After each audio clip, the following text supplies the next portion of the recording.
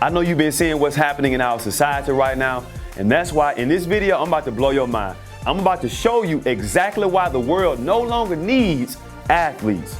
Let's go.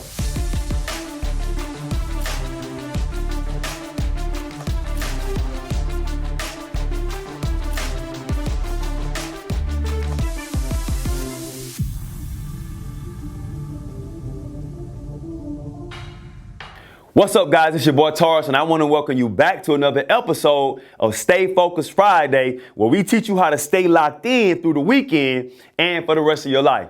Listen, I know you've been watching the news, scrolling your timeline, seeing what's been happening in our world. These past few weeks has just been crazy. I'm talking, matter of fact, the whole 2020 has been crazy. We started off with losing former NBA Commissioner David Stern. Then we lost Kobe Bryant and the other 9 individuals who died in that helicopter crash, along with his precious daughter, Gigi, right? And then we got hit with COVID-19 and coronavirus and people dying from the coronavirus. And so you got this whole situation, guys. It is crazy, right? It's crazy. And these things on top of what just recently happened with the death of George Floyd and Breonna Taylor and Ahmaud Arbery and the host of other individuals who are losing their lives because of police brutality, because of this thing called racism happening in our society today. And these things paint the picture. Hear me. These things are the reason why I'm telling you today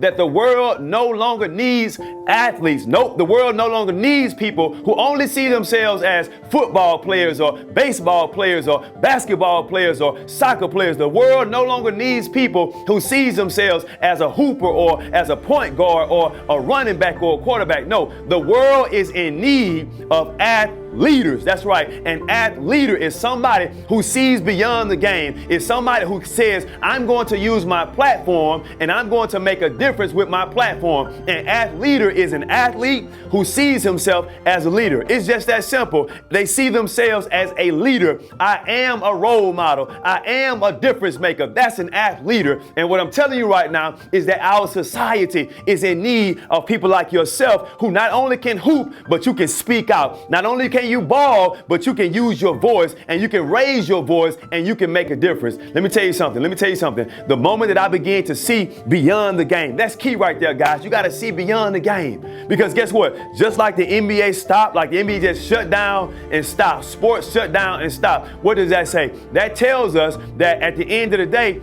every athlete, every sport, every game has an expiration date on it. And whether that expiration dates come because a global pandemic happens, or you just get old and you can't hoop no more, you can't run no more, it has an expiration date on it. So you have to see yourself as not just somebody who can play the game. You have to learn to see beyond the game. That's what LeBron James does. He sees beyond the game. That's what Muhammad Ali did. He sees beyond the game. That's what Maya Moore does. She sees beyond the game. That's what Serena Williams does. She sees beyond the game. At the end of the day, you have to learn to see beyond the game. And I want to tell you 3 things right now to teach you, to show you how to become an leader, all right? Number 1 is you have to find a cause. That's right. You have to find a cause that you care about. If your friends may not care about it, your parents may not care about it, but you care about it. It's near and dear to your heart, and that's what's most important. You have to find a cause. Listen, I remember when I was 19 years old and I began to see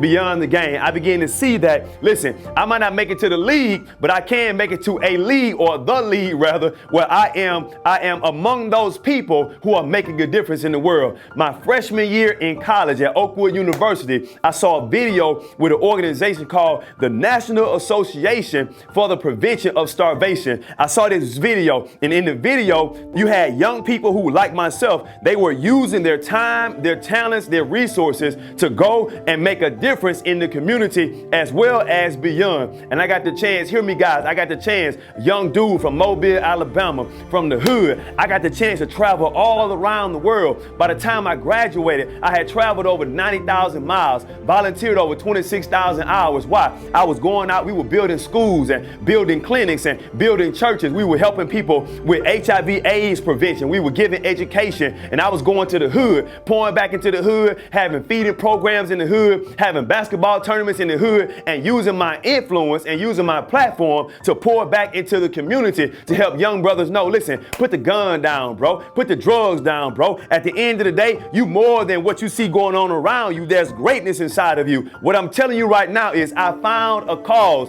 LeBron James, he found a cause. He said, listen, in the neighborhood that I grew up in, I didn't have the same kind of resources that other people had in other neighborhoods. And so when I get this wealth that I have, I'm going to use it to pour back into the community. So LeBron opened a school. Listen, everybody talk about MJ the GOAT as far as basketball is concerned. And can I tell you something? I'm just going to be 1,000 with you. Like, I grew up on MJ. I wanted to be like Mike with the tongue hanging out, flying through the air, dunking the basketball. That was me, right? So in terms of just basketball, listen, I'm rolling with MJ, but in terms of life, in terms of impact, in terms of leadership, LeBron James, hands down. I'm talking about, like, it's not even close. It's not even close. And so what I'm telling you right now is you don't have to be LeBron to make a difference. You have a voice, you have some talents, you have some time on your hand. All I'm saying is find a cause and go make a difference. The second thing that an leader does is after they find the cause, hear me now, after they find the cause, they fight for it. They put up their money for it. They put up their time for it. They are willing to invest in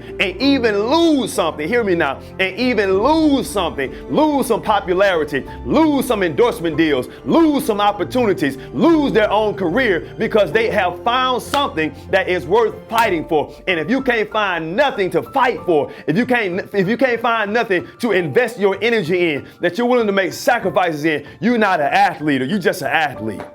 You're just an athlete. Colin Kaepernick, hear me now, Colin Kaepernick, he found something. I'm not telling you that you have to agree with him. All I'm saying is that he found something, and he said, listen, police brutality among black and brown people is horrible in this country, and and I'm willing to invest my life. I'm willing to put up the dukes and fight for it. I'm willing to put up my name and fight for it. I'm willing to put up endorsement deals. I'm willing to sacrifice my career. I'm willing to be blackballed. Why? Because I found something worth fighting for. What are you fighting for?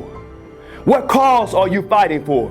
Beyond you just, I'm fighting for a spot on the team. Look, bump the team. What are you fighting for to make a difference in your community? There are people who came before you who fought for the privileges and the opportunities and the rights that you have. And all I'm saying is I want you to be an leader, not just an athlete. And to do that, you got to find the cause and fight for it. And then here's number 3, the last thing. Not only do you need to find the cause, not only do you need to fight for it, but listen, you need to stick with it. You need to stick with it. For the whole time while I was in school, in college, I stuck with this organization. I stuck with this ministry. I stuck with this thing. Why? Because I found value. I found my purpose. I found my calling. This is before I became a pastor. This is before I became a full-time in ministry. No, I had this thing in my soul that, man, when I'm going out here, let me tell you a story real quick. I remember rolling up in the projects. We were in Tampa, Florida. We rolling up in the projects, and as we get out and we do this program for some kids just on the spot, kids running up to us, right? And we teaching them different things about character, about leadership, about having faith, and all these good things, right? And so as we're doing this, we're doing skits and we're doing plays, and they loving us and all this, right? I got a basketball, and watch this, guys. Let me tell you the power that you have. You know, I love to hoop, right? So I'm out there with the kids, and I'm busting a move on the kid, and the moment I bust a move on them, right? The moment I cross them up, guess what? Just because of my crossover, they want to listen now. That's influence. You ain't got to be rich. You ain't got to be on ESPN all the time in order to make a difference. If you know how to hoop, you got a jump shot, you can go to the hood and use that jump shot and get some influence to those kids and start pouring into them and helping them to see beyond the game, helping them to see beyond their circumstances. And so when it was all said and done, watch this. When it was all said and done, I had a little kid come up to me. Listen to me. I had a little kid come up to me, and that kid said, "Hey, excuse me, sir, before you leave, but can I get your autograph?" Did you hear what I just said? He said, can I get your autograph? Listen, what that moment did for me, what that moment did for me, God was showing me that, son, you don't have to be rich. You don't have to be famous. You don't have to be an NBA All-Star. You don't have to make it to the league in order to make a difference. You don't have to make it to the league in order to make a difference. I've given you something. I've given you an experience. I've given you a journey that I want you to pour back into the younger generations, into the middle school students, until the high school students. And I want you to show them that they can succeed at the highest level if they have the right mindset, that they can go to the next level if they have a good skill set. But at the end of the day, I want you to use your mindset and your skill set to exert your leadership with the influence that you have to make a difference in your community. Find a cause, fight for the cause, and stick with it. Don't just do it when it's popular. Oh, it's popular right now to speak out. It's popular right now to speak up. It's popular right now to say Black Lives Matter. But at the end of the day, when the dust settles, when things kind of get back to normal, I don't want you to go back to normal. I don't want you to go back to being quiet. I want you to continue. I want you to stick with speaking out and speaking up and using your platform to make a difference. Why? Because you're no longer just an athlete. You, my friend, are an leader. You're not just somebody who hoop, but you're an athlete. You're not just somebody who know how to throw a football. No, you are an leader. And so as an leader, I dare you to lead. I dare you to speak up for your teammates. I dare you to do something with the influence that you have.